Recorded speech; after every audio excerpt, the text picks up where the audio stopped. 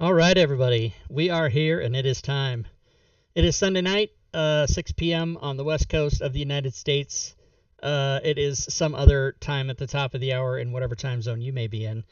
Welcome to the show. I will show the spreadsheet here as we get started. We always give the disclaimer on the beginning of our Sunday night show, which is that all things Fantasy Grounds Talk Show is meant to teach and help. And the opinions stated by those of us on the show are not that of Smiteworks USA LLC or Fantasy Grounds. We are missing one of our out ill, so we all hope that he feels better. But I do have here my co-host, Miss Furied Fate. How are you this evening? I'm doing good. I had a great weekend and I had some good food, so everything's pretty strawberries and cream right now. Ooh, strawberries and cream. That sounds good too, doesn't it? Also, we have our special guest this evening, Mr. Diablo Bob. How are you, sir? I'm doing pretty good. Just basically internally just screaming in panic, but I'm doing pretty good. No, it's all fine. It's all fine. It's all very informal here. We make mistakes. We don't give a fuck. So if you're watching this on YouTube after the fact and you're not live, you will of course be kicking yourself that you missed out on prizes tonight. But do hit the subscribe button and ring that notification bell so you'll get notified of any new videos. And here's what we're going to be talking about tonight. This is an item that Diablo Bob programmed. It's an extension and a module that's on the DM's Guild right now, and I'll put the link in the chat for those of you that want to. Well, maybe I'll put it in the chat. There it is. And this is both an extension and a module, and the extension is the functionality. So the extension that you get is the Critically Awesome Essentials extension, and the module that comes with it is one of several modules called One Click Druids, and he's going to be making more in the future, and we're going to talk all about that. But the One Click Druid one is the one that we're going to concentrate on tonight, and this literally allows you to do what it says. If you're playing a druid, you can wild shape and make one click on your character sheet. It changes all your stats. It gives you the attacks. It changes your token. It changes the size of your token. It changes your AC. It does everything for you. And I'm basically going to let Diablo Bob explain all that to you and let him make his presentation. So we have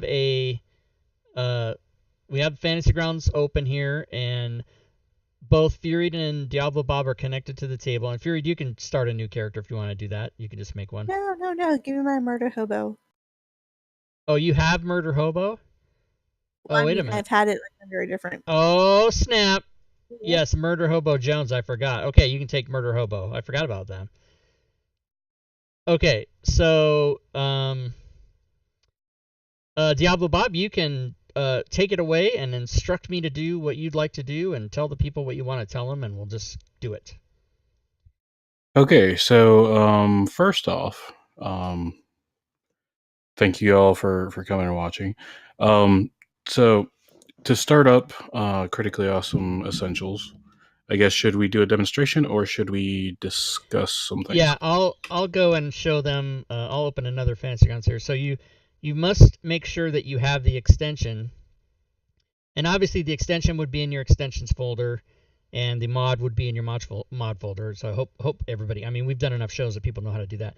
So you would need to make sure that this is turned on, in before you open your campaign. And then once you're in the campaign, you want to go to your library and make sure that you have this module open. You're probably going to have other modules, but you need to have this module open. And that's about all I'll say. I'm gonna try to not say as much as I can because I want Diablo Bob to say it, to make sure I don't screw anything up. Because Okay. I do use this, but I don't know everything about it. So far, you're good.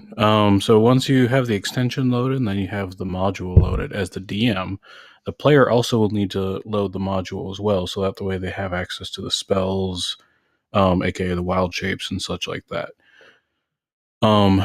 Now, an important thing that actually came up earlier today is that all the characters that are trying to use Critically Awesome Essentials One Click Druid need to be added to the combat tracker. All right, So let's do that if you could first. add us. Yeah, let's just get rid of all these other whatever the hell all this is. Okay, so Murder Hobo Jones is in there. Fury, you haven't brought your token up to the top, but That's right. Sorry. okay, so we're all in there. And Bob, do you want to give yourself a portrait of any kind? Just doesn't matter what it is, I guess. But All right. I'm trying. Okay, I'll go with this guy. Whatever it is, doesn't matter. Okay. So, whoops. What? Uh-oh. Hello. I perhaps might have closed Fantasy Grounds unintentionally. So everybody can just have a nice time while we reload this. Fuck. That happens. I don't know. I didn't click the close button, but I must have done something. It literally just shut down. You could see it on stream. It just disappeared. But whatever, gremlins. Ooh. Should we shut down and try to restart then? No, you guys don't shut down. Just wait till I get it loaded back up, and then I'll tell you when you can sign on. But we did get a new follower, so thanks for the follow. The new follower is Tidarian Prime. I hope I said that right. Okay, you guys can log back on. And thanks for the follow. Welcome to the stream, Tidarian Prime.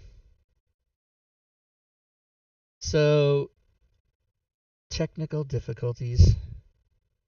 It wouldn't be in All Things Fantasy Grounds if there wasn't technical difficulties. Right. Something has to go wrong. And what's interesting is that module is no longer open in the library, which is just, odd and fantastic. So then I will just go open it. Here it is right here. Boom. Open it. Okay. So now,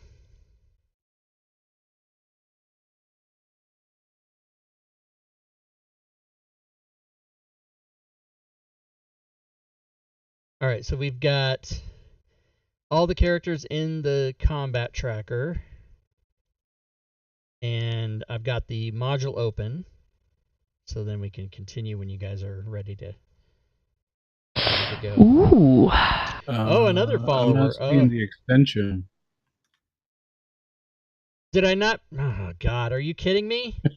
I'm dead serious. Oh, my God. Well, okay.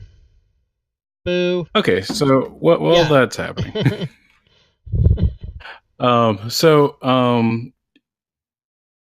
This basically this weekend, an update that we actually did for the one-click druid was we activated the custom token selection ability. We activated it for wild shapes, polymorphs, shape changes, and disguise for those that want to be all like stealthy missions, or also for rogues, things like that. If you need to change your character's appearance on the actual map or Fantasy Grounds or something, disguise is a quick and easy way to do it. It's pretty much as intended. It's literally just the token. You can affect your stats and stuff if you need. Say if the DM decides that you also like gain strength or something, some magical disguise. But that would have to be manually added in. We'll get to that in a little bit. You guys can sign back on. Early this morning, we actually pushed another quick little patch, actually from a suggestion from Matakuri, or Matakuri, I think is what Rob calls him. That's right. Because I don't know what the hell I'm doing. He had suggested, allowing the token change to happen and the actual shift to happen without it having to be on the battle map.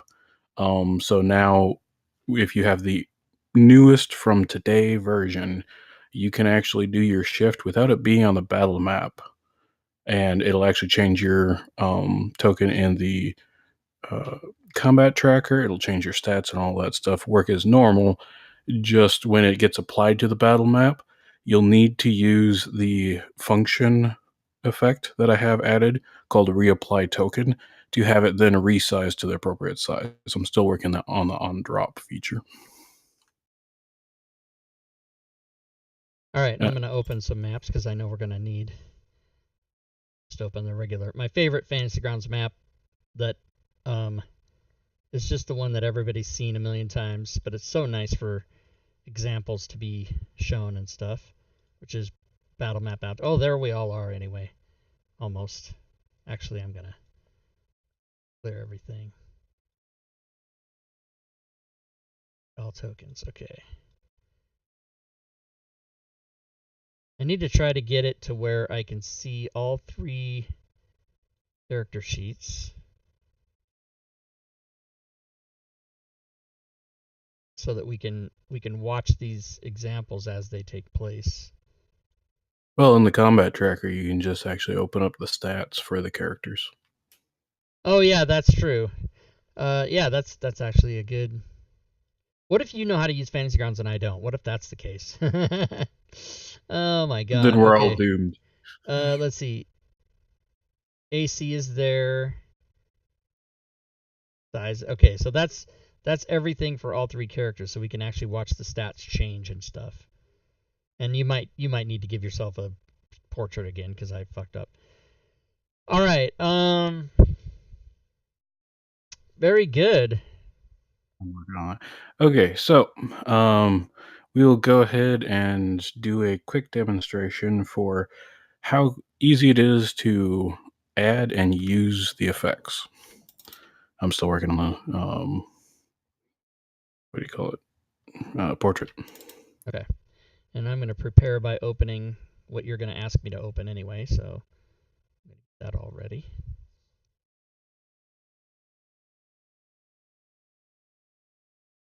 All right, so don't be confused, everybody, because if you look at his sheet, his portrait is different than his token.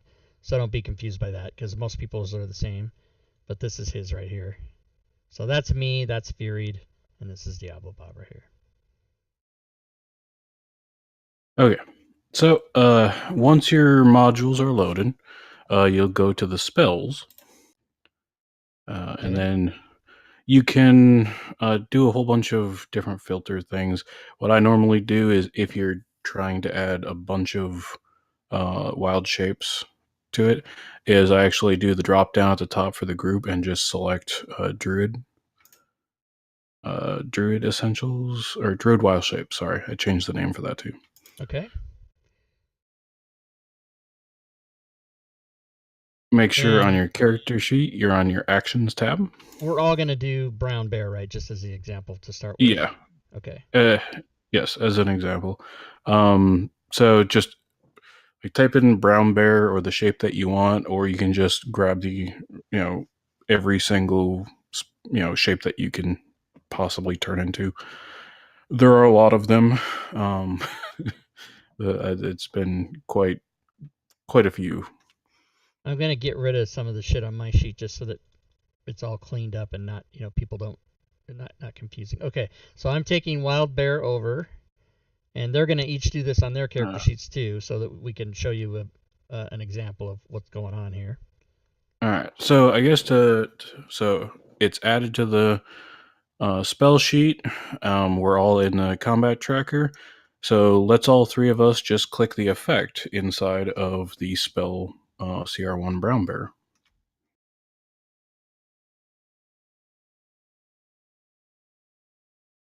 And now watch Furied's stats here. Watch them change when she does Oh, it well, in her AC. I didn't know I was supposed to be a druid. You don't have actually to be a druid. The class doesn't need to be a druid. Just you can still do it. Yeah. Okay, Now, the reason why I did not program it in so you had to be a druid is because there may be story flavor or DM fiat or something, or your character just was born with a curse that you can just turn into a brown bear or something. Oh. I don't want it to be restrictive to specifically, an already pre-made class. Like, you can make up your own classes, whatnot. It doesn't matter if it's a character in Fantasy Grounds and the DM decides you can wild shape or you can, shape change or, whatever, you can use this. So when she clicks that button, everybody, her token's going to change as well, and her stats will change to match. I mean, basically Diablo Bob and I have everything the same. Our AC, our hit points, it's all the same because we're a brown bear. And so when she does hers, it'll click and it'll all change like that too. But the Oh reason god. do Oh you no, go need, ahead. the reason we're all doing brown bear and not doing something different is because we have something to show you where we are all going to do something different, and then you'll see how that works. So just that's why we're doing it that way. Am I just blind and not seeing the module or what? So it's called Critically Type in Awesome Essentials. the easiest way to find it is when you're trying to open up the modules, just type in There it is. 1, because one click druid is actually the name of the module, but it's part of the Critically Awesome Essentials extension and module set. So the reason why we changed the name to say Critically Awesome Essentials One Click Druid is because that way all of the Critically Awesome Essentials modules, as they get released shortly, will all be grouped together in the actual listing. So, Right. but the easiest way is to still type in like 1 click or 1, and it'll sort and bring it up pretty quickly. And he means ONE for everybody that's watching, not the number one. Correct. Okay, so yeah, okay, so she did it, and so now everybody's the same because we're all brown bears, and I don't know. I mean, I think most people that are watching know what's going on, but some people might not. But you see that. I mean, I can't stress enough how fucking cool that is. You press one button on your character sheet, it changes your token, it resizes your token, it gives you the stats of the bear, it changes your AC, it changes your hit point. I mean, it does everything. So now you're this druid. Okay, I'm over it. And now I'm gonna calm down now, Bob. You can go ahead. and now the fun part for Murder Hobo. I'm gonna go ahead and start damaging Murder Hobo. What? I didn't do nothing to you. So I'm just doing some damage to her. Just taking Just do some damage. shift and hit me for max damage. Oh, look what happened. Oh my god, Oh it no! murdered me. You didn't have many hit points. Yeah, so you went way over on her and actually You said do max damage. but I did. that still because so what happened was she got hit for 18 points and she had 2, so 16 of it went through, but she only had 13, so it actually put her unconscious. But the point in what we're showing is that her token went back, her stats went back, or did they? She has 0 stats. Oh, that's weird. I actually have not ran into that. That's a new thing. Okay, well, that's why we do live What'd you shows. do? So when crap, Well, yeah, I did the Druid Essentials one, unless I should have done the Druid Wall Shape one. Because I opened both modules. both modules. There should only be one. Well, there's 2 in your Ah, thing. that could be a problem.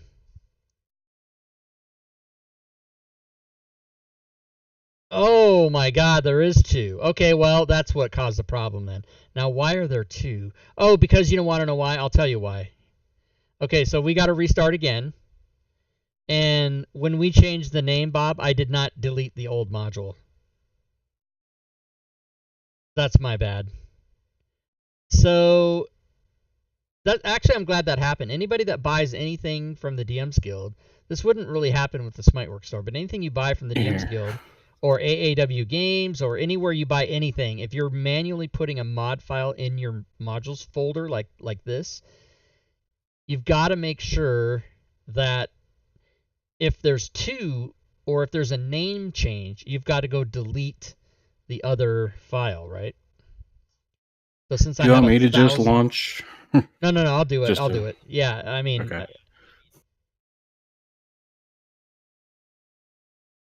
critically.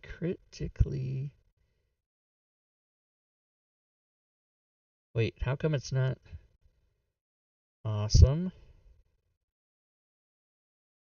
There's nothing. Oh, yeah, it's called one click. Okay, god damn it. Okay, well, apparently there is only one. So you know what that means. There's a folder in here. All right, just bear with me, everybody.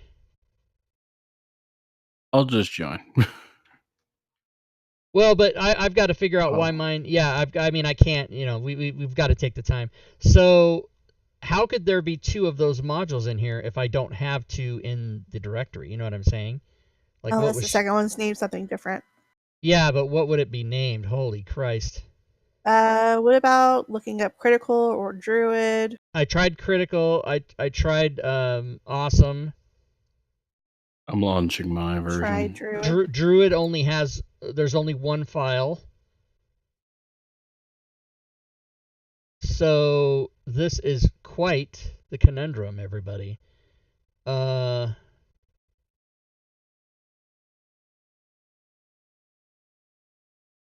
Well, I mean, had you opened the right one, we wouldn't have even ever known. But I'm not blaming you. I'm just saying that I don't know where the hell it is. Okay, well.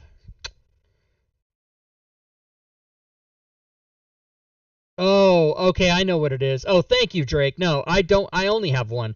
Fury, you have the different. You have the other one. You have the old one. And so Do when I? you, It's gonna let me open the one that I have? yeah, absolutely, you can do that. Oh. So we actually didn't need to log out. I just needed to realize what was happening. Go ahead and join my game.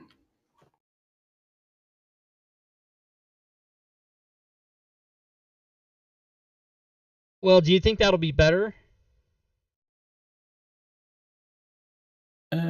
Yeah. Because It'll then we're be gonna be enough. looking at a degraded screen. But I mean that might be all right. But you have to share your screen. Okay, well, you do it then. Okay, that's what I thought. Okay, so you guys can join back up. And then Fury, when you open yours in the library, just make sure and open the one that's not the one you opened. I think the one that you have didn't have like a cover picture, right? No, they both did. Okay, because it didn't in my library, but that's just because it's a copy of what you're looking at, I guess.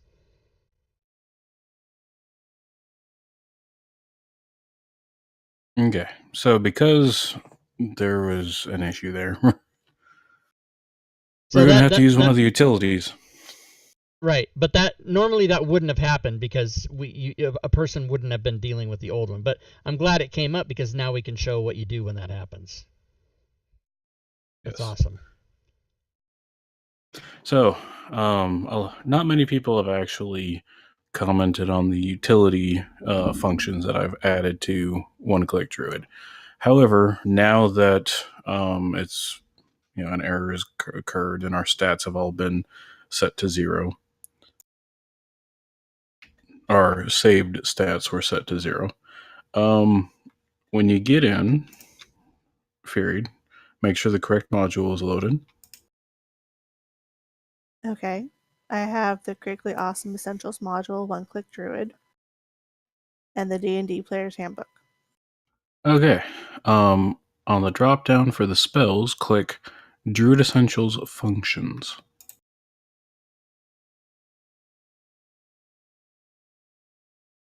All right.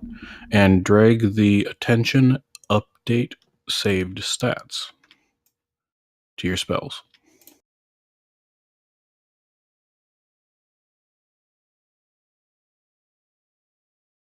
Tell me when that's done. Okay, it's done. All right. Make sure that in your main tab, all your stats and such are set to what you want them. I guess this doesn't really fucking matter. All right. And then go ahead and activate the effect in Update Saved Stats.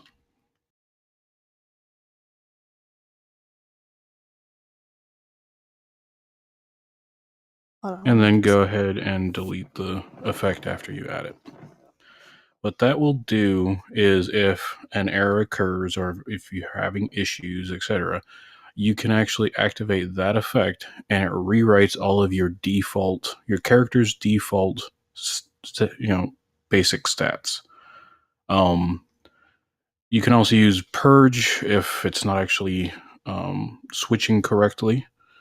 So if it's not reverting correctly, you can click, use the purge function there.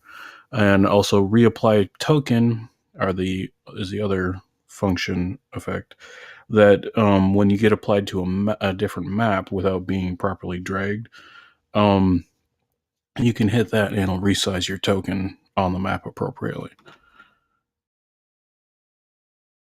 Good. So that's 3 things that are there that you should never ever have to use, but if shit goes sideways and you do need them, then they're there for you.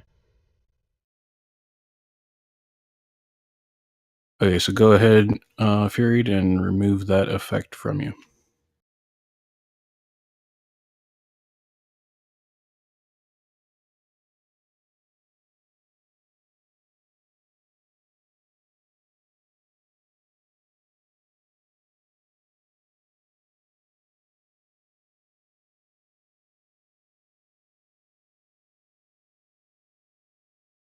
Okay, so Fury, go ahead and don't worry about shape-shifting, or just yet. Okay, me and you are going to be doing something special.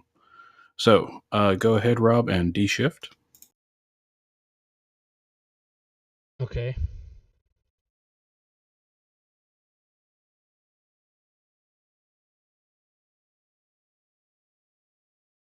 Or actually, me and Rob are going to go ahead and do this. Right. Fury can leave hers and we'll change ours. Yes. Okay. So that way you can show. So yeah, go ahead and explain it, and then I'll follow you. Okay. So on your character sheet, we're going to go ahead and choose custom tokens.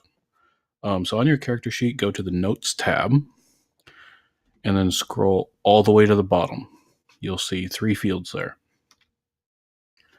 Eventually, I do plan on updating the actual interface, so there may be either a tab added at the bottom below Actions, or a button on your desktop, like where it says Library and stuff.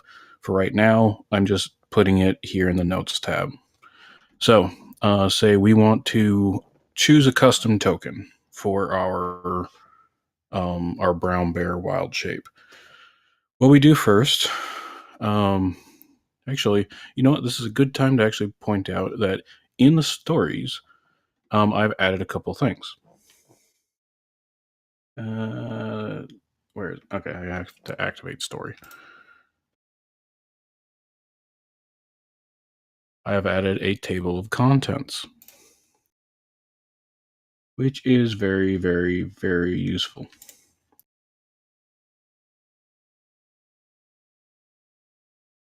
All right. I got that showing. Okay, so with the main instructions, I'll just go down this list and then we'll get to the actual custom token selection when we get to it. Main instructions, that's just a general, hey, this is how it works, this is what you should do, should always try to back up stuff, etc., etc. And then we have Moon Druid and Non-Moon Druid. If you click on Moon Druid, you will see a quick, a whole bunch of links to information on, say, Circle of the Moon, a quick ref doc that explains things like, wild shaping is bonus action. You can do yourself heal, etc., etc. I also have the attention reapply token spell there, so that way you can just drag it from there onto your actions tab, because that is honestly the most common issue that I've seen. And then I also have the list of all the wild shapes, all the way up to CR6, which is the maximum amount default at level 20 that a druid can wild shape into.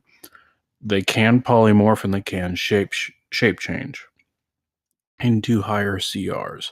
I'm currently working on on the polymorphs and the shape changes. So those are not available, quote unquote, but there is a way to do them, and we'll get to that as well. Okay.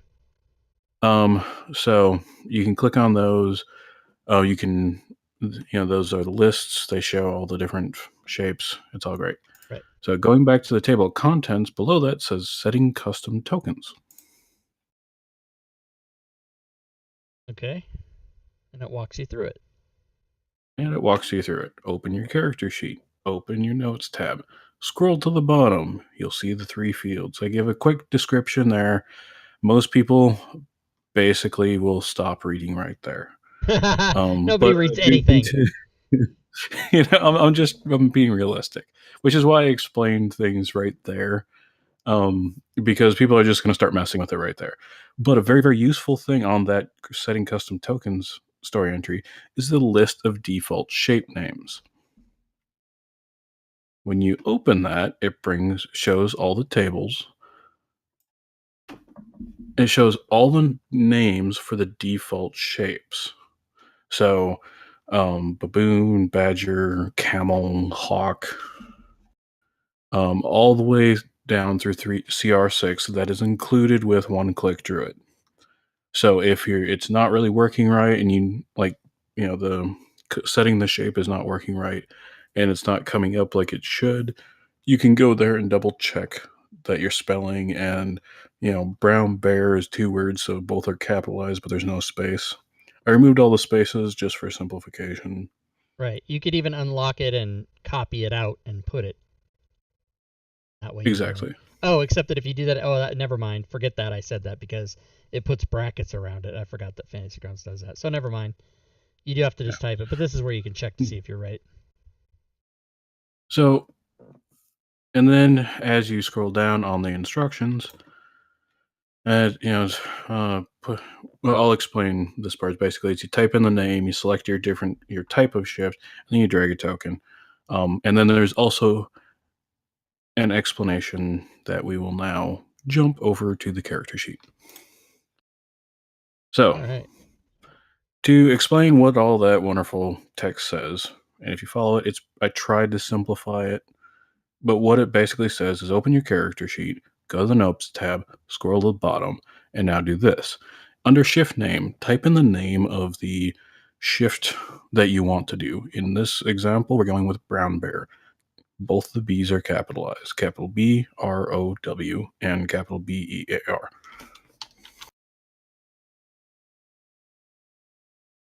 Okay, now under shift type is very quote unquote specific, which is why you just literally click where it says choose and it'll toggle through the different options. It'll be wild shape, polymorph, shape change, disguise, and then it'll go back to choose and clear out the token. All right, so I got wild shape.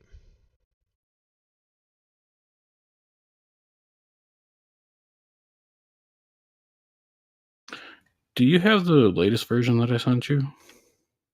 Yeah. Mm-hmm. Okay.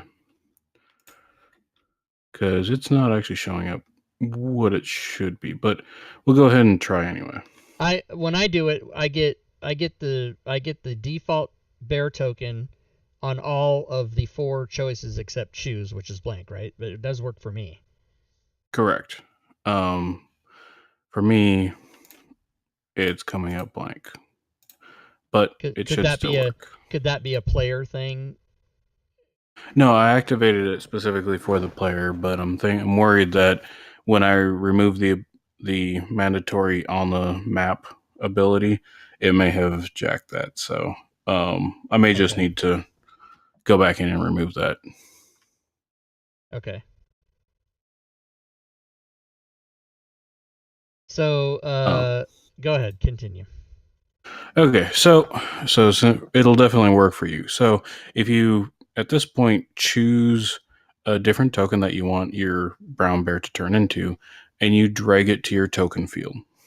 Okay, I did that. I'm going to use the U token because it's one of the few ones I have available to me. It doesn't make sense, but that's what I'm using. Now, if you notice as you cycle through the different shapes, it'll go back to your defaults, and then when you get back to wild shape, it'll go to the token that you selected. Right. Okay, now let's go ahead and shape change using our spell effect again.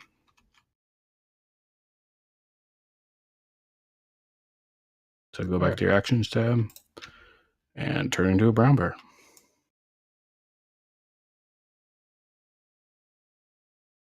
Boom. I turned into a U. I'm going to have to remove that catch. You, and then you didn't change yours, Diablo Bob? I tried. I'm going to have to go and Okay. remove the So catch. maybe, Fury, try and change yours then, so we can show people. The bear? Yeah, change your brown bear token. Just change it to any other token. Doesn't matter what it is. It won't work for her. Oh, it won't work for her because she's yeah. Okay, I forgot. It's a DM player. I put in the catch. Yeah, I put in the catch and I put it in the wrong place. Obviously. Okay. No worries. Technical difficulties. But the point of showing everybody this is that if there are 3 druids in the game, and they all want to be brown bears, they can each use a different token, and then that way you can distinguish between who's who, and that's the entire point of the whole thing, right? Correct. So they all can be different tokens. They can be different, brown bears, etc. It's the same effect. It still changes the hit points, the stats, the AC. Everything is the same. Just the token is different. Right. Shortly after tonight's stream, I'm going to go ahead and have Rob revert it back to the original version from yesterday, which will actually allow all 3 of us would be able to have different tokens, choosing, etc. as players. No worries, that'll be fixed. Sorry, technical difficulties. The problem with programming is it doesn't always work out exactly like you expect it until you get like the 1,000 hate mail, and then you're like, I made a mistake. Yeah. Or you're trying to demonstrate it, and that's when all of your stuff's going to break. Of course. You don't until it's a live show, everything's perfect, and then you try to do it on the live show, and it blows up in your face. My given opinion that works till it doesn't. Okay. Exactly. So, but again, you can see that it's the exact same effect that we both have applied. We are different tokens. Now, so everybody knows, this ability, if you go back to the Notes tab, this ability has multiple options. It's not just for wild shape. So if you want to actually create a unique wild shape, say if you want to be like, I forgot what the Storm King's Thunder's cat with wings is called again, but if you want to be, say, a Rob Tui, go ahead and type in Rob Tui into your shift name. Rob. Okay, yep, I did. Okay. Choose your wild shape.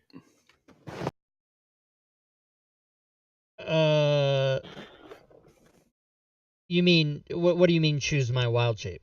So on shift type, go ahead and you have it set as wild shape. That's correct. Yes, I do. Yeah. Okay. Now go ahead and choose a token and drag it to the token field. Okay. My wild shape is gonna be my Rob Tui is gonna be this. I don't know what it is. It's a dolphin. I don't know what it is. It's a dolphin, yeah. Okay. So if you cycle through, when you come back to wild shape, you'll see the token is still there. Right. Okay. Now, that was a shape that did not previously exist in any Critically Awesome Essentials in anybody else's game. You now have a usable token shape called Rob Tui. Right. So if you go ahead and D-shift. I will do that. Yours. Now, in your effect that you for the brown bear, go ahead and open up the actual effect dialog box and replace brown bear with Rob Tui. Okay, and I'm assuming at this point I can change any of these stats I want. Correct. This So is I how can you edit shapes, how I can you give myself edit your token, whatever. 84 hit point. I'm going to make my AC a 19 because I'm super awesome. My dex is going to be also 19. Everything's going to be 19. My size is going to be gargantuan, G. Oh god, okay.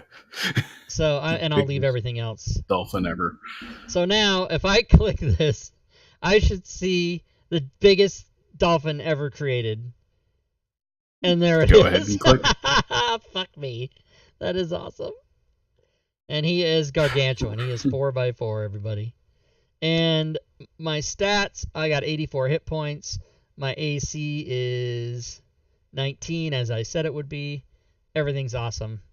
And then someone comes by and they kick me in the dolphin clitoris, which we found out on CNN the other day that they have. And I did not need to know that. Yeah, they made some joke about that. Some late night comedian was like, and then the zookeeper said, yeah, like I didn't know that, or some, he made some joke that he's known it for years. All right, but anyway, there you go. So that was awesome. All right, and in the chat, George Orr just asked if it can be applied to an NPC.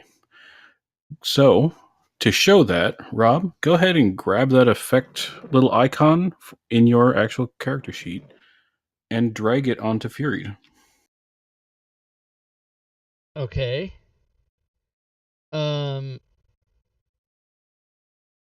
It gave me errors. Onto the token on the battle map. Onto the token. Okay, my bad. Still gave me errors. Well, she already had. Hold on. Let me. Yeah. Let me. It'll do that. Let's try that again. Okay. Now I'll do what you told me. Still gave me errors.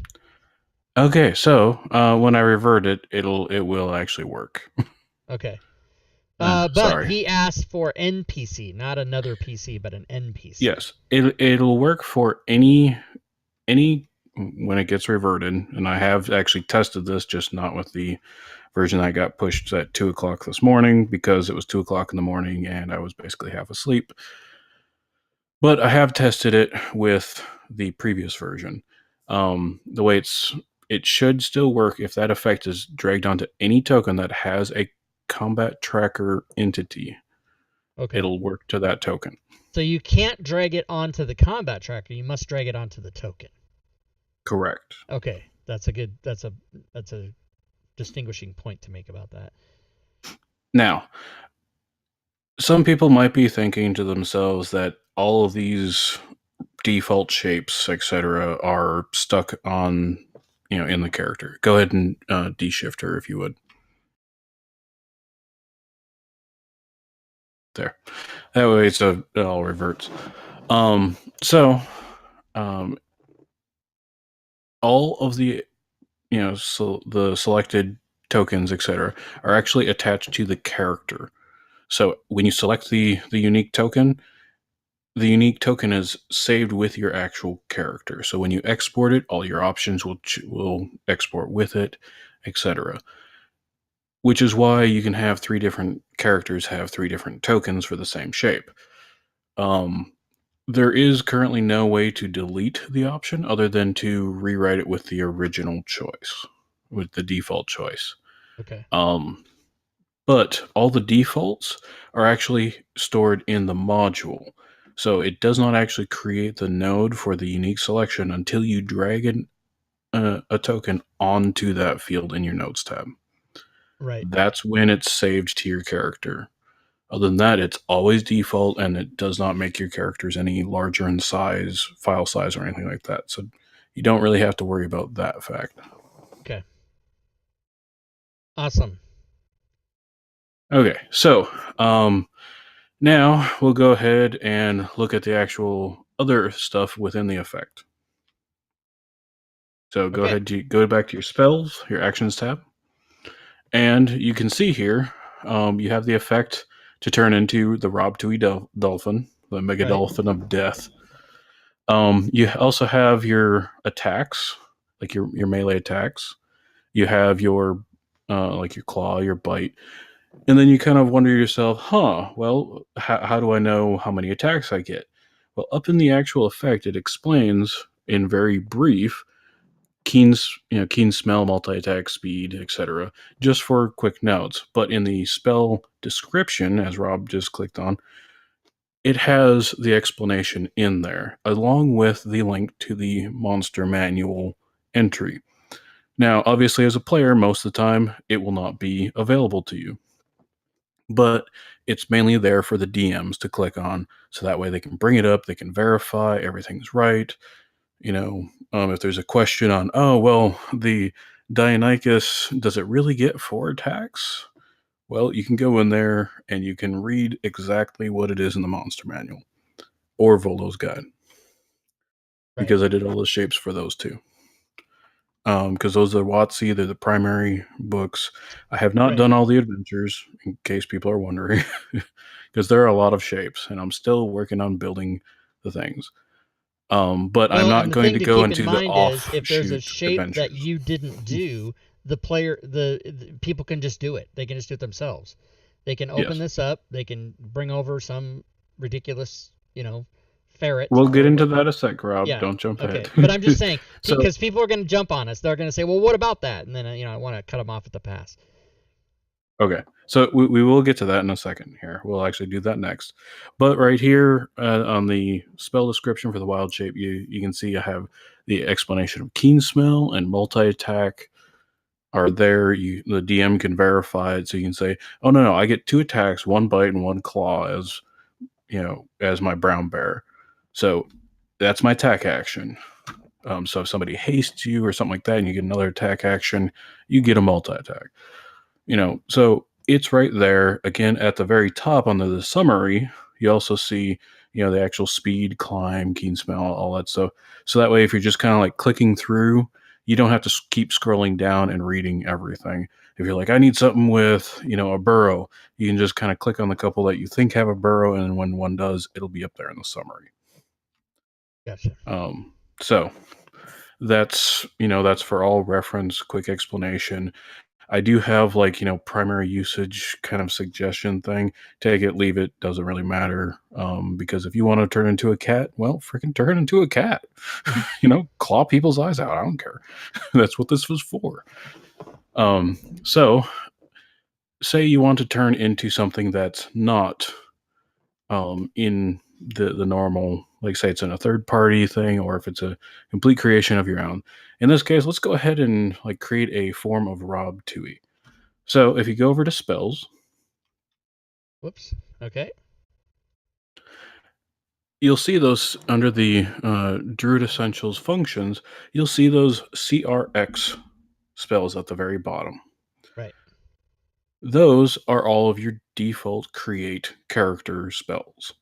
Now, I did in the table of contents at the bottom have the instructions to create your shapes and stuff.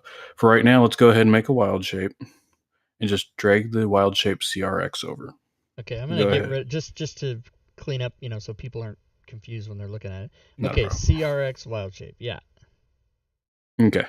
Now this will look a lot like all the previous wild shapes, except for everything is X'd out, hence CRX. So you can change the name, you can then go into your actual effect, and you can change the name to Tui, the Rob Tui. Set some stats for everything. So let's go ahead and just build this. All right, so let's see. I'll say my health is 69. 25. 69, I like it. 69. My AC is going to be 14. My strength will be 12. Dex 13. Con 8. Size large. And what do I put for skills? Okay, for skills, this is actually your adjustment to the skills. So, say if you get a 3 bonus to perception, you can type in perception, comma 3. This is completely Okay. optional. And Completely optional. is it perception all small? All small? I believe so. Yes. Okay. And then could you then put also comma stealth comma 2 and like that? Or is it just I one believe you skill? can. I normally just add in multiple institutes of skill, just so that way it doesn't mess up. Because I know there's a specific pattern. However, if you just put skill perception 2 and then skill insight 15, Oh, I see. You they'll do all a be you do a semicolon skill colon for each skill. I got you. I see what you're saying. Okay. correct. So we'll just do And one. then for note, this is basically anything you want to pass to the DM, like your speed, anything like that. I will be instituting speed as a function in the near future. So if you want to say, vulnerable to prom date, things like that, you can add that into notes. Okay. I put he's friendly. Okay. I don't know why I So, put okay. So I did that. duration, it's, whatever. Yeah, So duration. now, Right. Okay. okay, so the duration is just, 1 hour for every 2 druid levels or whatever the DM freaking decides because he's the DM. Now on here, you can actually identify your different attacks. If you say your attack is a +2 or there, Okay. because whatever. Close that down, and now you have an attack there that is has a +2. So now for the actual damage part, you'll see that it says attack as default. You can drag your dice, and I always drag it to the second line. Okay. Okay, and the reason why I do that is because that we can identify what kind of attack. If it's like piercing, slashing, whatever, you can identify bonuses. Got it. So I would say this is a Slashing. slashing attack. Okay. And then I put 1d6 plus my strength. Okay. Okay, now, before you close that, where it says attack up there, you're going to go ahead and name the attack. Like pimp attack or pimp slap or whatever you want to call it. Prom date attack. Bitch attack. Okay. Because Yeah, I'm a bitch bitch. attack. Now you go ahead and close that down. Okay, now when you look at the actual damage and when you roll it, it'll actually say bitch attack and then roll your damage. So that way you know that it's a claw attack or it's a bitch attack or what have you. What? I don't have fucking manual. What the hell is going on? I have manual dice entry on. Tighten your shit up, bro. All right, so here we go. So the damage is wild shape rob 2e bitch attack. And But the bitch attack will say 0, and then it says type slashing damage. oh, gotcha. Okay. So that way you can identify that it was claw attack, it was bitch attack, it was pimp slap, whatever. Right. Okay. It'll be on there as your damage. Now, okay. But we've already created our shape, right? Right. So let's go ahead and click your effect. Let's turn into your Rob Tui. All right, let's do it. So everybody watch the stats and the AC and everything right here, and then you'll see the big. We're using the token that we made earlier. Only I made it large actually, and I typed a small L, which is why it didn't work. So let's go fix that. Correct. That has to be D-shift. capitalized. Go ahead and D-shift. Let me go fix that. Size is capital L. All right, we'll try that again. Boom, there we go. Large. Now I'm large, and I have 69 hit points, and I've got my AC and all my stats that I said, and my... If you go to your skills should be... Oh, let's go to my skills. So what did I say? I forgot. I already forgot what I said. +2 to your perception. +2 to my perception. Okay.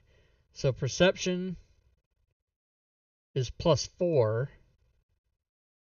And what is perception again? What it's wisdom? What is it? Yeah, I think it's set to wisdom. Okay, so my wisdom is a +2, so it's right. So it's a +2 +2. So it is +4. So there you go. Boom. Anyways, I'm still working on the skill features, so if that is not completely correct, go ahead and massage the actual effect as needed, just for the people. Um, so we now have created an actual shape. Now, if you want to actually be able to share this as a DM, all you have to do is you just open up your spells. They want Your to know if spells the are- reach box changes. The reach box does not. That is actually something that is being worked on as or by one. Sorry, my given opinion is currently working on that function. Okay. He's actually working on a function that, as you mouse over something that says has reach or something like that, that will be updated. Oh, right. Um, Yes, I've seen that. so, say if you mouse over glaive, it highlights your actual threat field, etc. Right. It does not up. I am not updating reach on there, because again, DM fiat, etc. I am only keeping the reach to be 5 because default most shapes, even if they're large, has that 5-foot reach unless specifically identified. So, Yeah. uh, So he's working on. So if the enough answer. people asked, So the answer is that's being worked on, but it's currently not a thing. And yeah, I mean, I have more to right, say about that, but I'm not going to say it because it'll just confuse the shit out of everybody. So yes, enough said at this point. its features coming, sort of like speed, will also be coming as well because many people have said, "Hey, it would be nice if speed on your character sheet would be updated." So that feature is coming along with unarmored defense. That has not been updated yet. It is coming. It is on my hot plate. I mainly wanted to get the custom tokens out because that has been the biggest question that people have been asking is how do I use custom tokens? How do I use these tokens I paid money for? How do I, Right. how do I use circle tokens, versus the square tokens and all this stuff? You can now do it, and everyone can do it. Again, once Right. I I think have there's it like reversed. here's animal pogs, so I could have gone in there instead of using the U Yeah, token. I could have gone into animal pogs and found some other bear token yeah. in here and done that. And Right. animal tokens is, you can basically put it on there so that way you look like a cat on the map or a bear or whatever. Right. Um, so people want to use those. So I spent a lot of time working developing that. The Cool. development has been slow because life and medical issues and Got etc. it. So I'm sorry to everybody who I said a couple months ago, hey, it's working. I'm working on it. Um, it's life. So we've created a full shape. If you want to keep it, all you do is as a DM, you open up your spells tab. Your spell on your desktop by library. uh. Yep. And Yeah. then Okay. Got it. and then you drag it from your character sheet over to your spells. And there it is. Boom. And now, if it was not here, and I was working with some other different character, I could just go drag Wild Shape Rob Tui on there. Bam, there it is. That's how you do it. So as Takes your time. DMs and stuff, if you want to build, whatever extra shapes that say Storm King's Thunder, if you're running Storm King's Thunder and there's certain animals that are specific to that you want your players to actually be able to play, you can build those shapes for them Right. and throw them in, and they can shape into it, as Right. well as they can perform polymorphs, shape changes, etc. But at this time, you have to build them. So you could theoretically. Oh yeah, that's not. What's the biggest baddest? Just do T-Rex. The Tarax. Okay. Tarrasque. Yeah. You could theoretically go get the Tarask stat block, and then open this up. Oh man, so many windows. Open this up and change the name and to whatever you want, and use these stats and use this token and the whole thing, and you could turn into the Tarask. Full-fledged Tarrasque. Right. And what I did the other day, just because I was screwing around with it, having fun, is I went and I went to the notes tab because basically all of these functions work the same. The polymorph, the shape change, the disguise, they all work the same. And I put a token there. I just put a crossbow, and then I clicked my thing, and my token turned into a crossbow. It was just funny.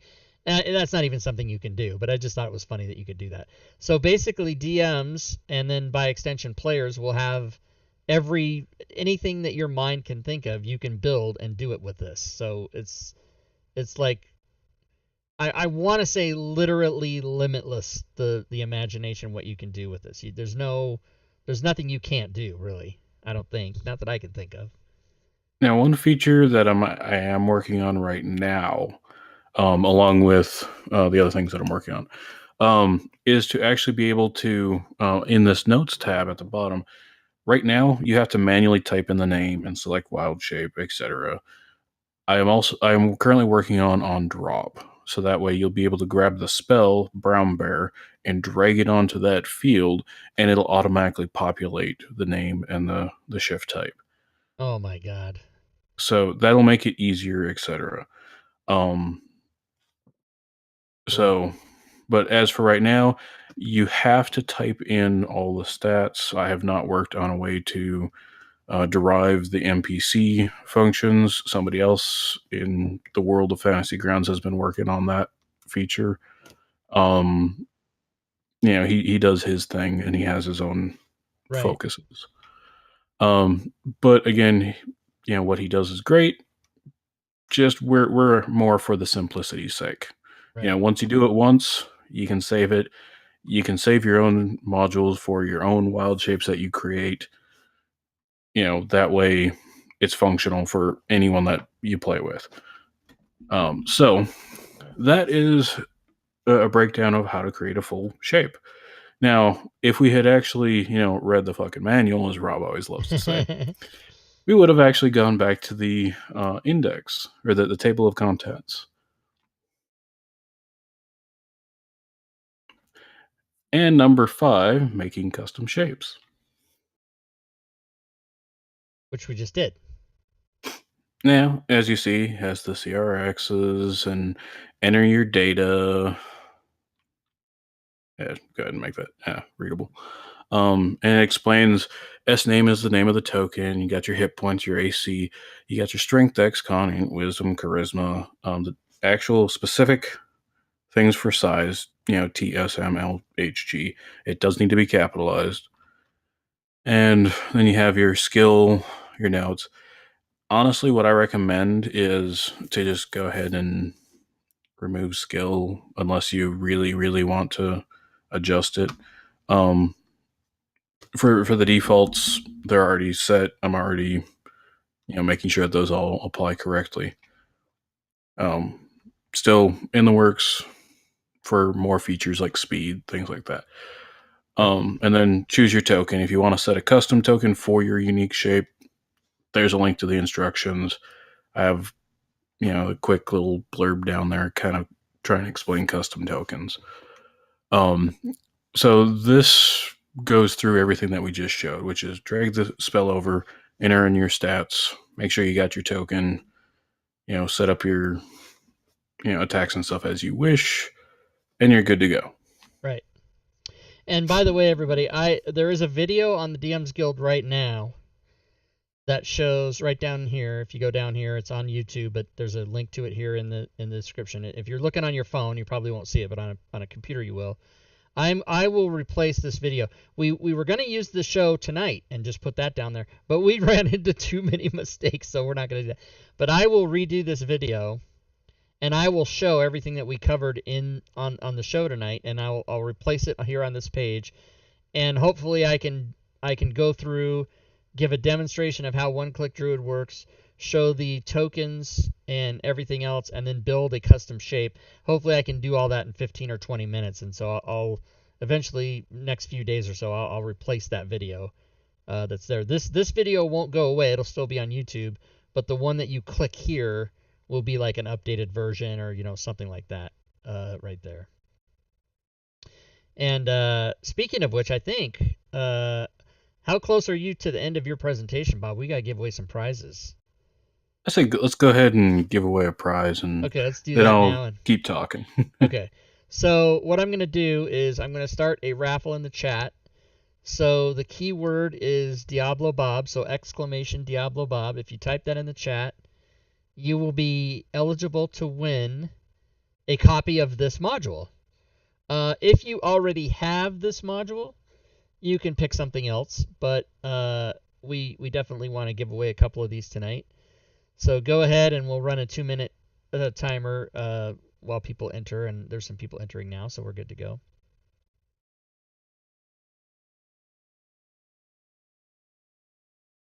So yeah, continue, Bob. Whatever else you want to talk about. Are those capitalized or are they not? Because I saw a couple people do it all small case. I So I think want it to make still sure. works. Let's see who did it. Who did it all small? Lensman. Okay, let's see if he's on the list. Yeah, Just it want to doesn't make sure. matter. Yeah, it doesn't matter because he's there, so it does. Okay, As sweet. long as you do have to spell it right, but. And you guys, you know what I'll do? I'll leave this on the screen so you guys can see. If you typed it in the chat, you don't see your name in this list, then you might want to do it again because it'll only let you do it once. There is a 10-second delay. Yeah, I know. But they still have a good 40 seconds by the time they hear that. Okay, what else did you want to do, Bob? What else did you want to talk about? I thought that was it. Is there more? Oh my God, tell me there's That's more. actually One-Click Druid. Okay, so you're going to talk about what's coming up. Yes, what's coming up. So because I was dealing with medical issues, slow development and whatnot, I've actually paired up with My Given Opinion, and I've kind of got him working on the complete offensive package. Right now, he's working pretty heavily on the reach mechanic and a few other things like threat ranges and stuff. So that way, as you mouse over your attack in your character sheet, it'll actually physically show you on the battle map the actual threat range that you have. So if it's a reach of 10, if it's 5, it just looks normal. But if it's like a reach of 10, it'll actually extend that out. For ranged, I believe he's working on the circle threat ranges, etc. There are going to be a lot more other features added into that as well as time goes on. So right now, it's just what he's working on has a proof of concept, etc.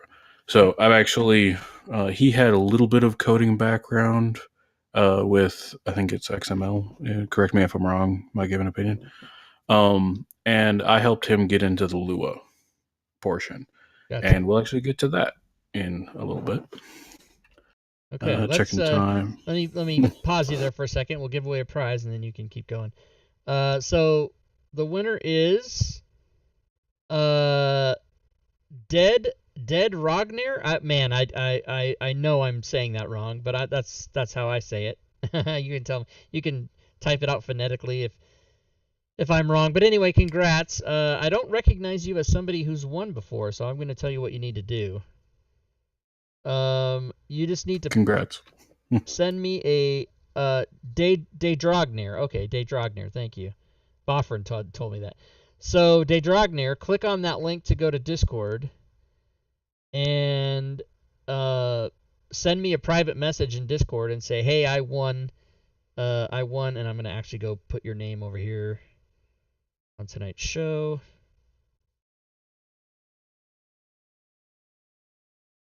We're not.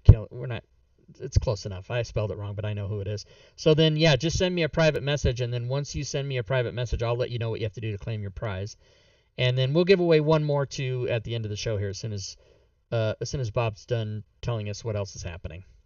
So what else is happening? Okay, so on top of the complete offensive package, which its entire intended purpose is to help the melee and the physical attacking people, like the fighters, the rangers, primarily, rogues, things like that. So that way it'll set up easy functions for like flanking if the optional flanking rule is applying. Easier features for the actual physical attacks, things like that. Um, My given opinion is working on it. I'm doing my best to not try to be like, oh, well, we should add this feature and etc. Because, everybody does it to me, and yeah, I'm just kind of like, I'm still working on, this thing over here. So it's an excitement. I'm happy that I was able to help get him into the Lua side of it and actually get programming extension wise, etc. Um, so something else that's actually going to be coming out very, very soon is the DM tools module. There's a lot of stuff planned for it, but the primary things is we're gonna. I'll say the small things real quick, and then Okay. I'll talk about the big coding function that will be added to it. So the disguise functions, the actual function is already there, but basically adding in more, I guess, flavor to it, like the already pre-built disguises, etc. Plague effects will be effects that the DM will have at their thing. So that way, if there's a plague, it has the ability to also spread. So, if the plague is added to, character A, and he, runs up and coughs on character B, he can actually grab the plague effect from his character, his combat tracker, and move it to character Oh, B. oh my God, spreading the plague. That's insane. I love And it. you can literally cough and spread the plague as you go on. That was just kind of like a little flavor idea. But where it actually does come in is using the actual shift in token abilities, etc., is things like werewolves and vampirism and all those other fun things that DMs like to throw in. Well, if you get bit by a werewolf, well, you can turn into a werewolf, and he can turn you into a werewolf. Um, some other fun DM tools is like, say, you have a dead body. You can, as a DM, activate an effect or drag the effect onto the dead body, and it becomes a zombie right in front of the player's eyes. And now they have a zombie staring at them that's going to attack them. Or a pile of bones can turn into a skeleton, or a chest can turn into a mimic, or a table, or whatever feature you decide. Um, Nice. Try to stay away from houses because really, who really wants to run from a house? Besides Rob on his prom date. Yeah, that's So right. Yeah, everybody wants to get the prom date joke in there. I don't. I particularly am afraid of boats now, as of a few weeks ago. But I got eaten by a boat mimic. Yeah. It's a door mimic. Okay. I'm also, along with the DM tools, going to be creating the interface for Critically Awesome Essentials. Like I said, I'm planning on actually having a little icon on the desktop that you can click, and it'll have like all your different features, etc. Along with that, what I'm planning on doing is actually embedding the wild shape spells into that, so that way you can drag it from that interface. Nice. Now, the reason why I'm doing that is because as of right now, if you click Rage, you have to edit your actual Rage effect to remove the melee section, because for some reason it's still, Fantasy Grounds is still identifying it as spell damage and not melee damage, even though you rolled a melee attack. So what I'm actually going to be doing is I'm going to take the actual already existing functions of the, say, unarmed attack and the damage from the top of your character sheet and be embedding it into the spell. So when you drag it to your actions tab, it'll have that in there and be registered as a physical attack. Okay. So, like I said, the features are already there. It's just you got to add it in, and inside the interface will be a lot easier to handle. Also, the interface will allow features to be turned on and off as you wish. So, say if we have, if my given opinion fully creates an auto flanking ability, so that way, if the DM decides, okay, I want flanking to have, um, say, advantage, if another party member that's friendly to you walks up onto the other side of it, like I said, if he decides to implement that into complete offensive package, it'll automatically, when you roll your attack, roll it with advantage. The interface will allow you to turn on and off those features and select, if you want a +2, if you want a +5, if you want, advantage. This is as an example. Right, catering to the homebrew fuckers. I get it. Why not? It's advantage. It's nothing else. It's only advantage. I know Gwydion uses +2. He doesn't like advantage. I mean, that's funny. Well, and I let's know be other honest. DMs other DMs don't. It's whatever's in the book, man. That's what you got to do. I paid $50 for this fucking book, and then I bought it on D&D Beyond, and then I bought it in Fantasy Grounds. I'm gonna do what the fucking book says, and that's just me. I'm a Nazi about that shit. But it is cool that you would have options for people in case they don't want to do. Maybe advantage to them means +5, or maybe it means, +2, or whatever. Also, the last thing I'm going to mention about the DM tools is one of the final features that I'm going to be adding into it, because most of it is, pretty much just coding inside Fantasy Grounds. The actual external coding for the extension and stuff is animations. I plan on recreating, if anyone knows what map tools are, it's a program, it's a virtual tabletop. You have to manually program in C everything. It's kind of a pain, but whatever. They have a thing called Bag of Tricks. It's things like opening doors and things like that. A tile from the floor drops out into a pit trap, etc. Yeah, I think I've seen those, yeah. I'm going to be recreating the actual animation into Fantasy Grounds. So man, that's amazing.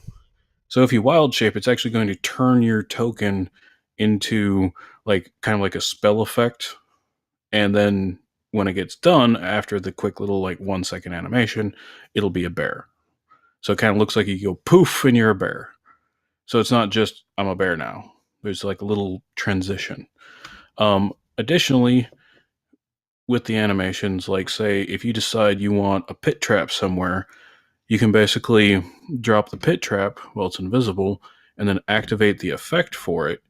And what it'll do is it'll become visible, but it'll be an invisible token that then looks like the floor falls through into a pit trap.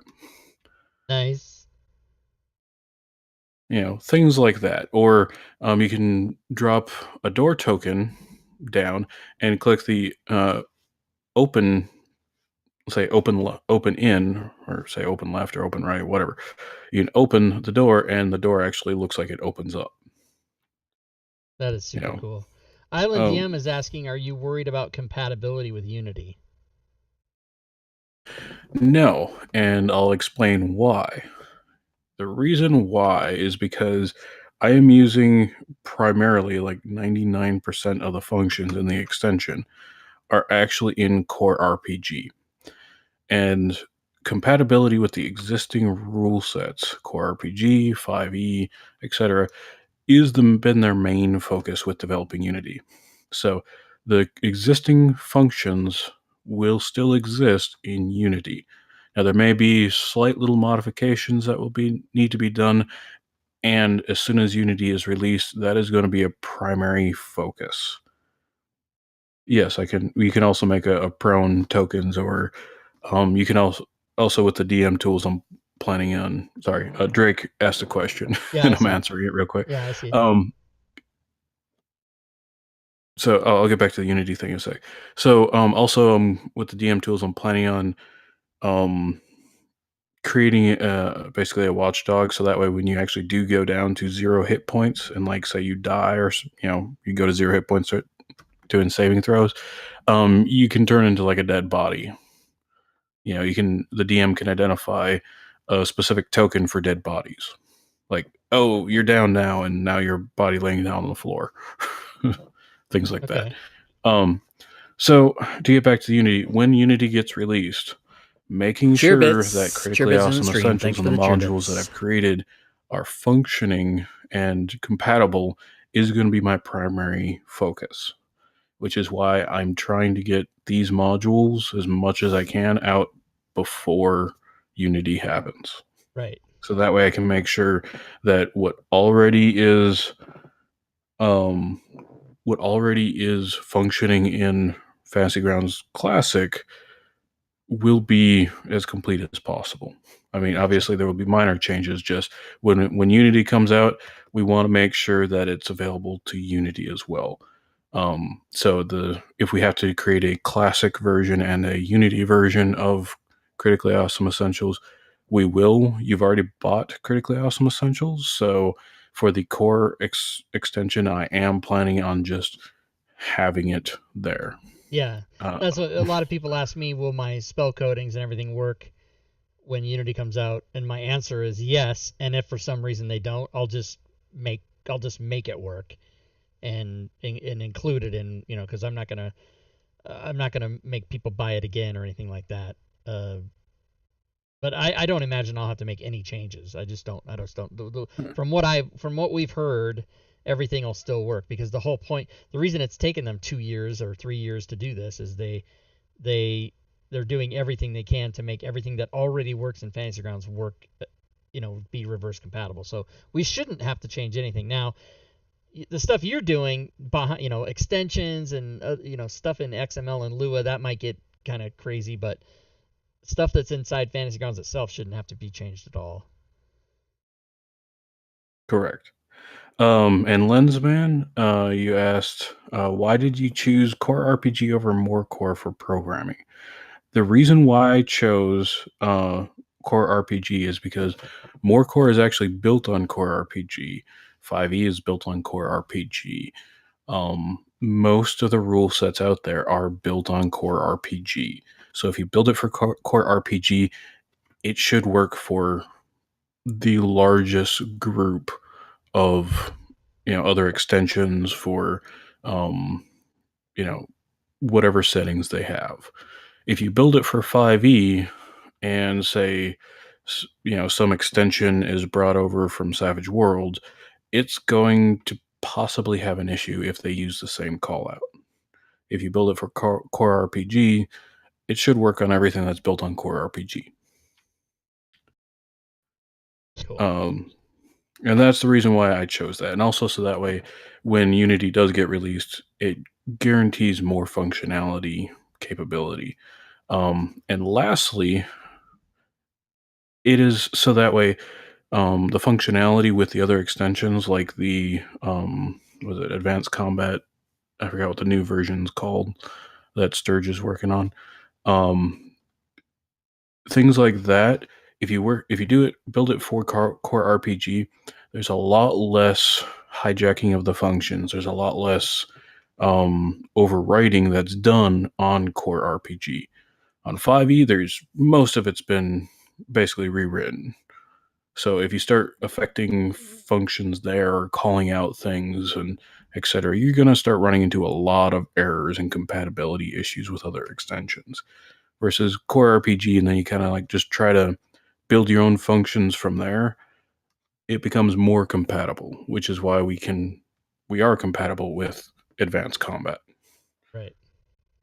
Okay, so guys, you feel free to keep asking questions, but we don't. We're almost at an hour and a half, so try to refrain from asking like how stuff in the background works, because Bob will tell you, he knows everything back there. But we want to try to. I mean, I don't want the show to go 3 hours, so I want to just concentrate on what he's working on and what he's going to put out. But as far as like the back end and how Fantasy Grounds works and how Unity works, try to refrain from that, because otherwise we're gonna be here till fucking midnight. So I'm not fun. I'm not fun. I'm getting Celestian's calling me out for not being fun, and I'm just gonna say, yeah, you're right. I'm not fun. I'm here for the meat. I'm here for the explanation of what we need. But sorry, Bob. Go ahead. And Drake, actually, I do have a plan for fixing token stack as well. And also for fixing I did a partial movement, and then I continued my movement. I was basically going to add in a feature for DM tools that was basically persist your actual movement until your turn changes. So that way, if you move 5 feet and then you move like 20 more feet, the counter still persists until you click next turn, and then it goes away. Oh my God, I'm gonna have nightmares about that. That is amazing. I love that. my whole my whole thing about people making their move in one motion because they don't know how to keep track of the. Oh my god. Anyway, go ahead. I'm sorry. I'm just freaking out about But all this good stuff that's gonna happen. that will be a feature that can be turned on and off. So if people don't want the lines to constantly sit there and whatnot, it'll go away. They can choose to make it go away and Right. be as normal. So to quickly try to push through, because I know I'm kind of rambling on. I'm sorry, everyone. I'm excited about everything.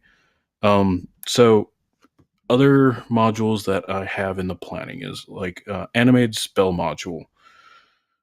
To basically explain, I'm going to animate a bunch of stuff, including spells. And animated spell module is going to be a lot of programming on the back end stuff. But to give you an example, say everybody's favorite spell, Fireball. You decide you want to cast Fireball. Well, you click a little interface on your character sheet that will bring up your spellbook. Cheerbits in the stream. You Thanks for the choose Fireball. cheerbits. It'll automatically populate your spellbook with the spells that are on your character sheet. Choose Fireball, and what you'll do is you'll actually have a little token there. You drag that token to the map where you want it to be centered.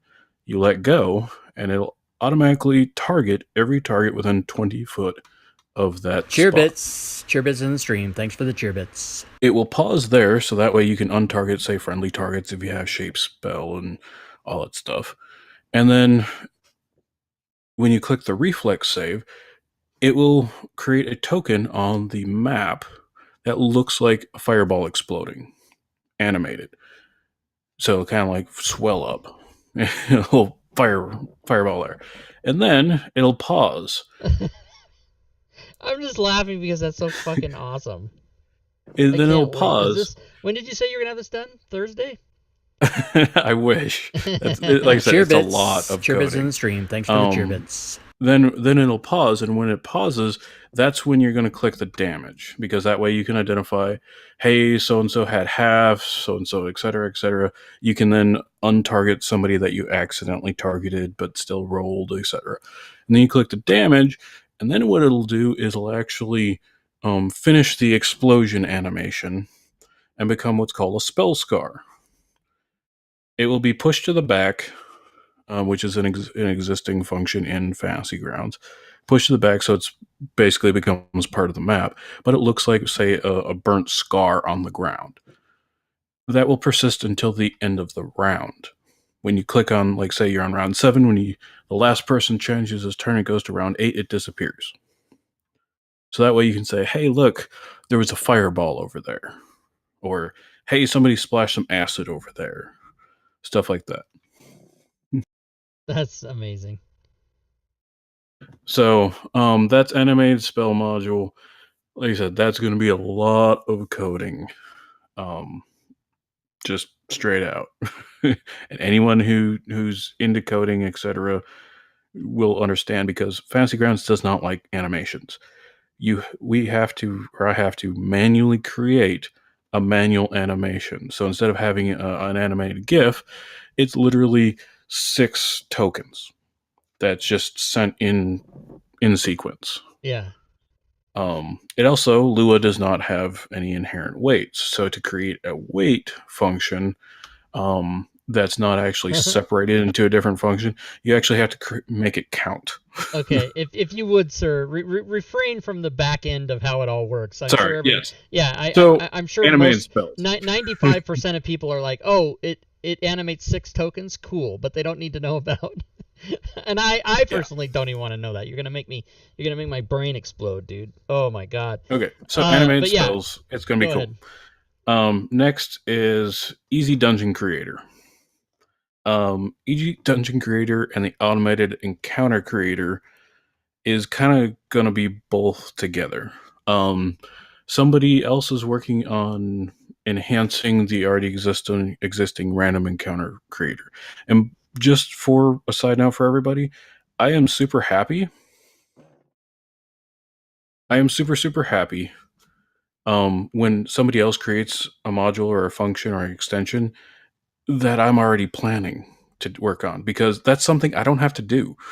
And it's a resource that I can tap into to basically make the game better. And also, Lensman, only learn the basics of Lua if you want to actually get into extension programming, because Fantasy Grounds has created their own variant of it by creating all these functions. So, message me offline if you want resources and information, and I can get you basically up and running pretty quickly. So, Easy Dungeon Creator. The entire purpose and focus of that is you'll have, say, an Excel file that you're like, okay, well, I want to build, this little dungeon or little, say, a little room with an exit over here, etc. And I want a random encounter in it. You can basically do that in an Excel file. Click a little macro button, and it'll export the XML function, and you can paste that into your campaign folder. To your module. The purpose of that. Boffin's saying, why not list those resources on Discord? Suppose we could. Which resource? Oh, the resources. Yeah, I can do that pretty easily. Okay. Okay. Yeah. Sorry. Keep going. Okay, but the main part of the Easy Dungeon Creator is actually going to be automated dungeons. So say you send them into a dungeon and you have, say, a whole bunch of module maps. You can look at the maps, and you can drag them into the interface and say, this has an exit on the north side and the east side, and it'll build a table of the actual maps and map images. So when you say, okay, create a dungeon, I want it to be 3 levels deep, and I want the end to have a treasure chest. And they enter the dungeon. Well, you identify which tile you want to start in. And then you say, basically the DM says go. And what it does is it's going to swap over the map that you're on, the actual image. It'll swap the image to the next, when they say, okay, we want to go to the north door, through the north door. So the DM clicks the north pin, and it'll swap out the image with a random image that has a south connecting door. And if you have the random encounter activated from Rob Tui's coding packages, it will then randomly create an encounter and place the tokens on the middle of the map. All right, I'm afraid I'm going to need a minute. That is... I might have just had a semi-sexual experience. I'm sorry. Please continue. So, you'll have an actual dynamic dungeon that gets created as the party moves on. And it'll weight the table so that way it has a less chance of the same map being displayed. So, and because you say it has 2 levels or 3 levels or whatnot, you're going to have a staircase that gets basically more and more heavy, so that way it's more chance to come up until you get to the next level, and then everything kind of resets. So a lot of technical stuff.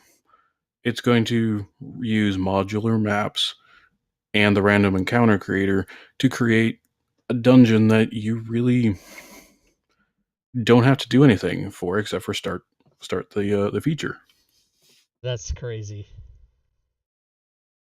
Oh my god. Is that enough, everybody? Does he need to do more than that? That's like 17 things he just named. No, that's actually number 1, 2, 3, 4, 5. 6? Oh, 5, okay. Number 6 is actually planning on a city maker. Because he has automated shops, automated inventories, taverns, stuff like that are all out there.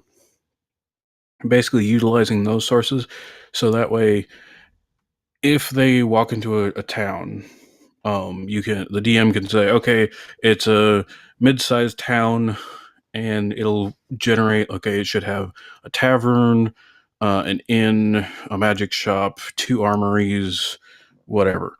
It'll generate that, and then as they walk, say they choose, we want to walk into the armory. You click on the armory, it'll automatically generate the lists for that, and allow the DM to share the table with the prices already set all to negatives, so that way when they choose and buy, say, a potion or armor or something like that, and drag it to their inventory, it deletes the gold from their character sheet.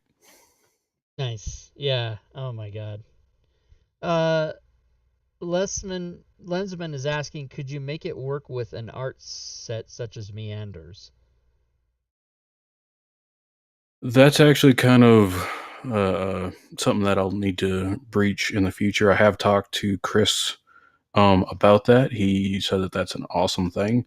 Obviously, he would need to charge for his Meanders. Yeah, that's map the sets. thing. Once you start including other assets, that's where it gets really difficult with. However, yeah, it does make it easy. We can make it easy to set up things. Like, say, if he wants to create a map module for Fantasy Grounds, which he has been doing, I can basically pass off the quick coding information for the maps because all of his maps have the same entry points and exit points. So that way he can identify that on his maps in the Fantasy Grounds module that he creates. So if you don't have my extension, it's just blank information that sits out there. You never really worry about it or see it. If you have my extension, it activates the feature, and when you click go, it'll automatically be there. I can also work with other people who want to contact me, etc., when that function gets there. Right now, it is still in planning phase, and as I'm developing DM tools and other things, I am also creating the functions that will be used for those features. All right, I'm pretty sure. I don't want to. If you have more to say, you can. But I'm almost positive that the audience is getting very fatigued about this.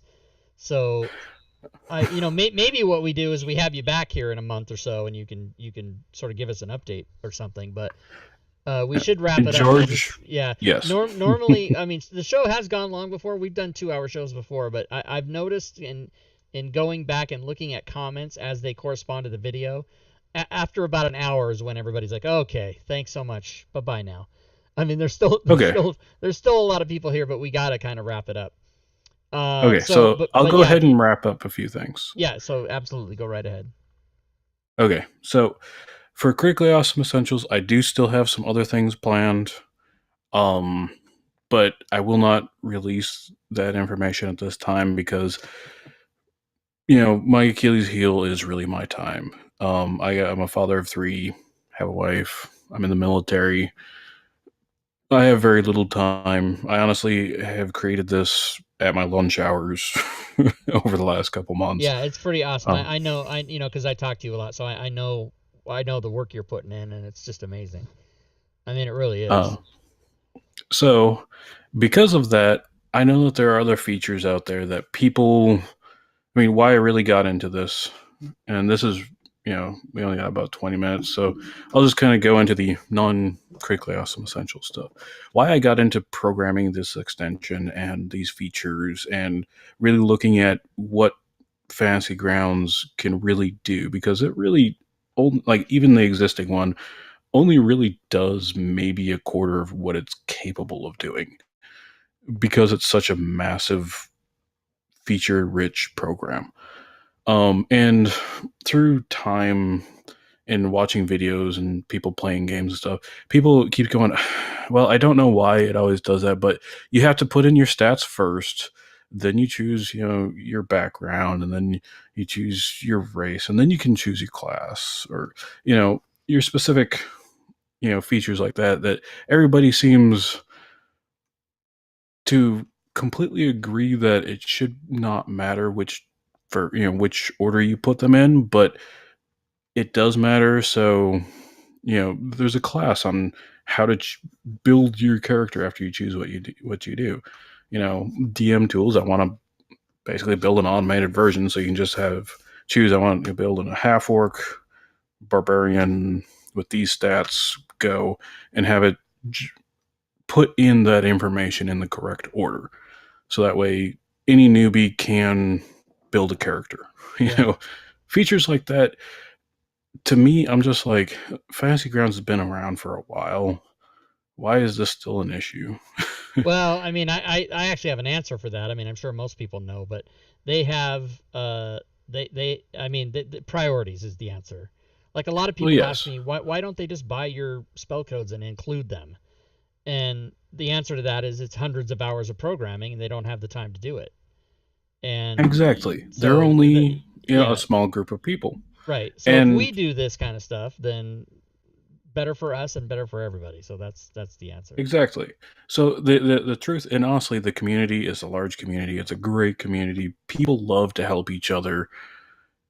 It's wonderful when you go onto the forums and stuff. And this is really where the real strength of Fantasy Grounds actually lies, is the community and phenomenal programmers that are out there. I am basically what I call a hobbyist. Like, I don't do this for a living. I do not have any formal training or degree. I just basically got bored and started learning how to code a while ago, and I'm still learning XML, but whatever. So I've created some lessons learned from programming my extension, specifically about Lua. Number one is jump in. If you know how to program, like just the general idea of the processes, what loops are, if statements, stuff like that, just jump in. Don't worry about learning the language first. It helps. But honestly, if you know all of Lua like the back of your hand, it's going to hinder you at some point, because they've created their own variant of Lua by creating all of their functions. So if you really want a feature out there that's, should be simple, or even complex if you want, the number one thing is start working on it. Just jump in. I will post some links and stuff in Discord of some resources to help start working on these things. Number two is be prepared. Gather your resources. All the utility links I'll be posting will be the starting points. Unzip your rule sets. Make copies of your core RPG, 5e, more core, whatnot. Make a folder, a working folder. Unzip them into folders into there. And just, maybe somebody else has an extension that does something pretty close to what you want. Grab that too. I mean, because you may be able to learn things like, hey, I want to add a new stat. I think there's one for like vitality or something. If you want to add a new stat, somebody's already done it. So go out, see how they did it, and make it better. Things like that. So just kind of gather your resources. Also things like, Notepad++ with the ability to search through files for specific functions and stuff is huge. Lua, again, you don't need to learn all of Lua, you just need to know how to program, because with the actual Lua, free Lua, I guess, database instructions, because like Lua version 1 instructions out there is for free. Fantasy Grounds restricts certain features and stuff. So if you need to know how to concatenate, which is add things together, or things like that, it's a great resource. It's a great reference. But not everything in there is going to be functionable. Okay. Again, I don't. This is turning into like a programming seminar, but okay, and I apologize, Diablo Bob. I don't want to cut you off or stop you or prevent you from talking, but cheerbits in the stream. Thanks for the cheerbits. I really do want to stick to the front end of what people will be looking at, and not so much talk about how it all works and how you're making it. That's your proprietary information. And if you want to share that with people privately, absolutely. But I mean, I don't want to have, I don't want to go on until 9 or 10 o'clock about how to program stuff. So if you could only curtail about that, maybe 5 minutes max. Okay, left. All right. So go ahead. Okay, so Fantasy Grounds specific, when you're coding, things like Lua and stuff, it does not naturally store permanently store information. All data is stored in nodes, which are fictional widgets that are just data storage. It goes basically the theory of nodes and like what they are and what they can do, etc. Just know that node is just data. It can be tables, it can be tables of tables, it can be all kinds of stuff. It just nodes, is where all the data is stored. The big number one thing that I learned was if you want to get into programming for Fantasy Grounds, is be more stubborn than Fantasy Grounds. Because it's going to error. You're going to run into issues. When you go to highlight or display features, it's going to break. Just be more stubborn. Keep trying. Don't get disheartened because things won't work. Walk away, come back. It's a program. And lastly is basically just the why would you want to use it? So if you make something that's super crazy, super busy, why are you going to want to use it? If there's a specific reason, great. If it's just for you, great. But if you're wanting to share it, think to yourself, why would somebody want to use this? So that's basically all that I really want to talk about the desire to get into Lua programming, to building extensions. Just be prepared, be more stubborn, and jump in. The more people that we have building stuff, the better it gets. I think a good point to make is that if there are any people watching that are interested in creating things like this, or you've been using Fantasy Grounds and saying, "Oh, I wish this could happen." Well, anything you can think of can be done. It's just a matter of effort, time, and persistence, and figuring out how to do it. And I'm sure that the people who are working at SmiteWorks are the first ones that'll tell you that. But that's why there's so many community developers. That's why the forums are full of people, and the Discord servers full of people talking about this stuff back and forth. So it's just a matter of like Diablo Bob says, just diving in. I'm one who kind of does stuff on the surface. I help other creators on the DMs Guild make their creations that they just do in PDFs available for Fantasy Grounds, and then I did the coding, of course. But I am not a Lua programmer, and even though I dabble inside XML because I have to sometimes, I am by no means a programmer. My entire programming for my entire life was like basic programming in high school in 1984. Like, that's all I know. I'm self-taught on everything else. So my point in saying that is if you guys really have a passion for it, like Diablo Bob does on his lunch hours, on his personal time, and scraping together 30 minutes here and 45 minutes over there, you can put together some really great stuff if you have the heart for it. And we are going to give away a couple more prizes. Any last words at all, Diablo Bob, before we give away? I'll fire up these prizes, as a matter of fact, right now. The keyword's going to be the end. And we'll sorry for going so long. I'll draw two names on this. But if you guys type in ! The end, thanks for hanging for the whole show, those of you that are still here, and we'll give away some prizes. But yeah, final words, Bob. Go right ahead. I'm sorry for droning on so long. I'm excited about all this.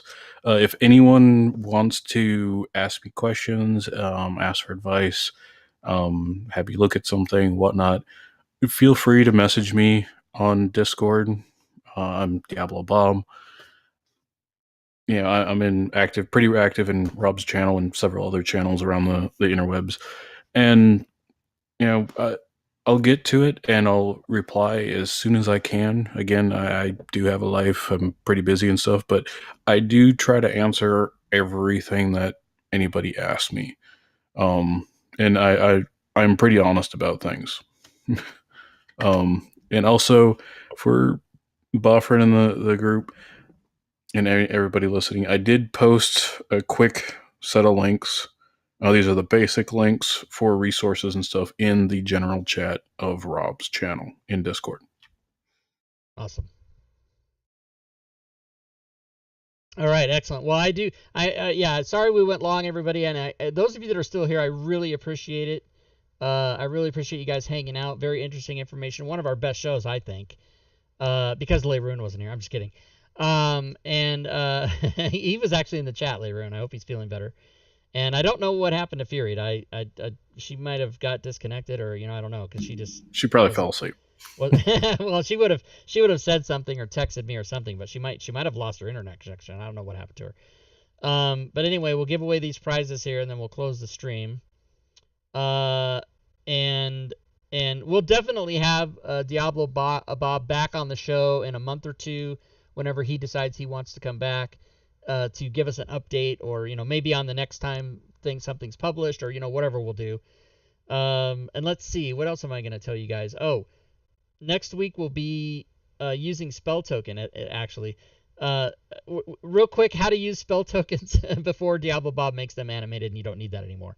But we will go through that next week here on the show. And let me highlight. We have completed today's show.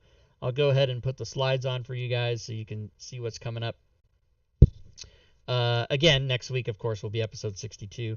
Let's give away the prizes. I think I'll draw 2 names here. So, oh wait, maybe I'll put the screen back so you guys can see this, actually, so you can see that I'm not cheating or whatever. I don't cheat. Okay, here we go. So, Arc Hero 18, congrats, you win. And I don't recognize Arc Hero 18 as anybody who's won before, so I will... oh, it's Arch. So, it's not Arc Hero, it's Arch Hero is what you're telling me, Drake Takes? How do you know? It's not your name. You can correct me, 18, if that's wrong. But yeah, come into Discord and send me a personal message, and I will tell you how to claim your prize. And I'm going to draw actually one more name. And that name is... Oh, it's Alex. So, Alex, you've won before. You know what to do. So, there you go, everybody. Let me put the slides back.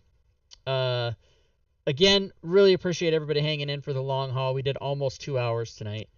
But it is awesome information, and I'm super excited. I'm as equally as excited as Diablo Bob is to make that stuff. So, it's going to be fantastic to be able to use that stuff. Thanks again for being with us tonight and sharing your knowledge. And any final words from you, sir? I'll give you the last word before I close it. I want to thank you and everyone else. This honestly, when I first built it, I only expected like maybe 12 people to maybe be interested in it, and we've already sold over 200. It's gone well beyond my expectations, and I've received plenty of wonderful feedback from everybody, and thank you all for everything. Yeah, we've sold about maybe 210 or so at this point, and given away probably 10 or 15 more. So there's a couple hundred people out there using this, and it is truly awesome. So more to come, everybody. It's only going to get better from here. And oh, I hit the my bad. Hold on. Let's back that up. I just scared the shit out of everybody. I hit the button for the outro, and I didn't mean to do that. I wasn't done talking. I guess I could have let it go, but it would have been very abrupt.